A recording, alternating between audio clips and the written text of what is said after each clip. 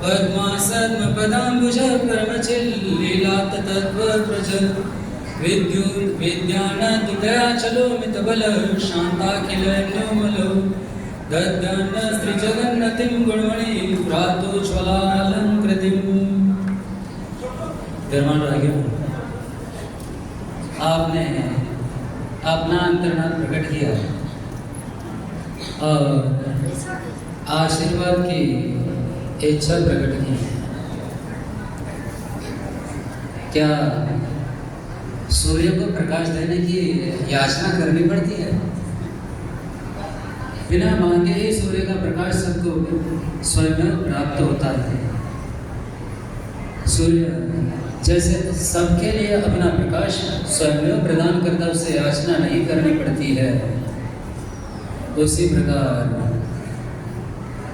गुरुओं का आशीर्वाद प्राप्त करने के लिए गुरुजनों से याचना नहीं करनी पड़ती है, मांग नहीं करनी पड़ती है। गुरु और राजनेताओं में बहुत बड़ा अंतर होता है। राजनेताओं के सामने याचना करनी पड़ती है, कुछ मांग रखनी पड़ती है, तब कहीं मांग की पूर्ति कदाचित होती है अथवा नहीं भी होती है। लेकिन गुरु तो वह नेता है जहाँ कुछ मांगना नहीं पड़ता है, बिना मांगे ही सबके लिए भरपूर आशीर्वाद की वर्षा हो जाती है। हम सब उन महान नेता के अनुयायी हैं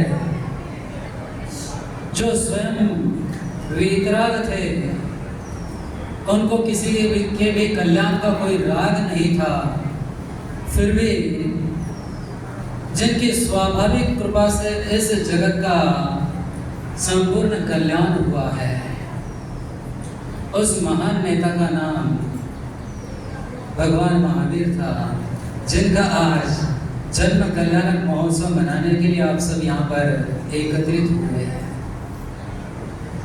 उन्हीं का आदर्श हमारे सामने हमें सदा रखना है, इसलिए उनकी महानता पर किंचित दृष्टिपात करते हैं।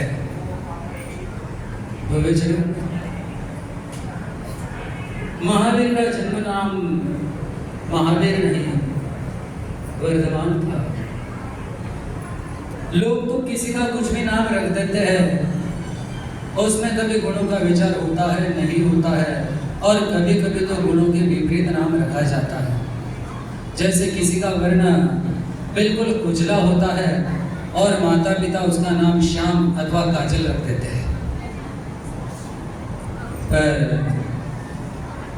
भगवान महावीर का नाम वर्धमान रखा गया, इसमें ऐसी बात नहीं थी, वह नाम किसी अज्ञानी व्यक्ति ने नहीं, द्वादशांग के ज्ञाता सौदर में इंद्र ने रखा हुआ था।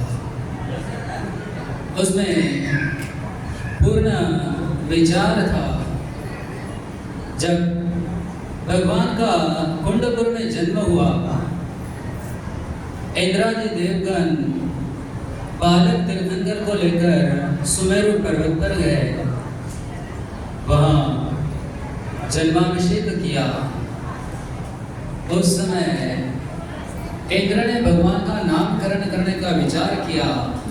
शंकर सोचा क्या नाम रखा जाए, विचार किया।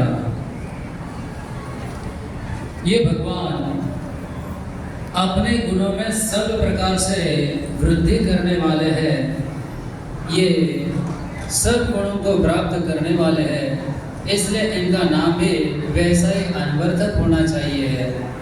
इसलिए उनका नाम वर्धमान अर्थात जो सब प्रकार से वृद्धि को प्राप्त होने वाले हैं, ऐसा रखा। आगे चलकर उन्हीं को वीर, सन्मति, महावीर, महति, महावीर ये नाम प्राप्त हुए। और उनकी विशेषताओं का विचार करते हैं, गुणों को देखते हैं, तो उनकी तो अनेकानेक नाम हैं, 1000 नाम भी कहे तो कम है। भगवान के अनंत गुण है। यदि हम एक एक गुण का एक एक नाम से भी, एक एक विशेषण से भी वर्णन करेंगे तो भगवान के अनंत नाम हो जाएंगे और हमारा सारा समय और नामों का विचार करने में ही बीत जाएगा। इसलिए उस प्रयास को हम छोड़ देते हैं, आगे बढ़ते हैं। भगवान का जन्म हुआ, देवों ने जन्माभिषेक किया, भगवान धीरे धीरे बड़े होने लगे, युवावस्था को प्राप्त हुए। सब उनको भगवान कह रहे थे, पर वह केवल उपचार था, वास्तव में भगवान नहीं थे। क्योंकि भगवान तो तब होते हैं जब उनमें अनंत चतुष्टय की उत्पत्ति होती है। जब तक अनंत चतुष्टय प्राप्त नहीं होते हैं तब तक व्यवहार से भले ही हम उनको भगवान कहें, पर पूज्यता रत्नत्रय से आती है और भगवत्ता केवल ज्ञान से आती है। युवावस्था में किसी समय भगवान को जाति स्मरण हुआ और उन्होंने अपने पैतृक राज्य का त्याग किया, परिवार का मोह भी छोड़ दिया, सब सुखों से मुख को मोड़ लिया। भगवान के जीवन में अब तक कोई दुख नहीं था और होता भी कहां से, जिनके तीर्थंकर प्रकृति का उदय है, साका वेदनी की प्रचंड उदीर्णा हो रही है और प्रत्यक्ष इंद्र उनकी सेवा करने में तत्पर है, उनको दुख किस बात का हो सकता है। किंतु ये सारा सुख शाश्वत नहीं होता है, यह क्षणिक है, क्षणभंगुर है। शाश्वत सुख प्राप्त करने के लिए इंद्रिय सुखों की अभिलाषा छोड़नी पड़ती है। भगवान ने वह छोड़ दी और तपस्या का खड़तर मार्ग अपनाया।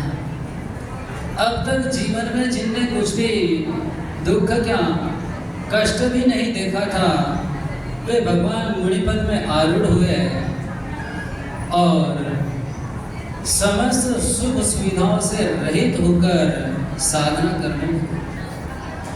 किसी ने उनके इंद्रियों का सुख छीना नहीं था, उनने स्वयं ने त्यागा था और इसीलिए वे महान थे। फिर एक सामान्य मनुष्य को भी कोई जीतता है तो उसे वीर कहते हैं, जो कर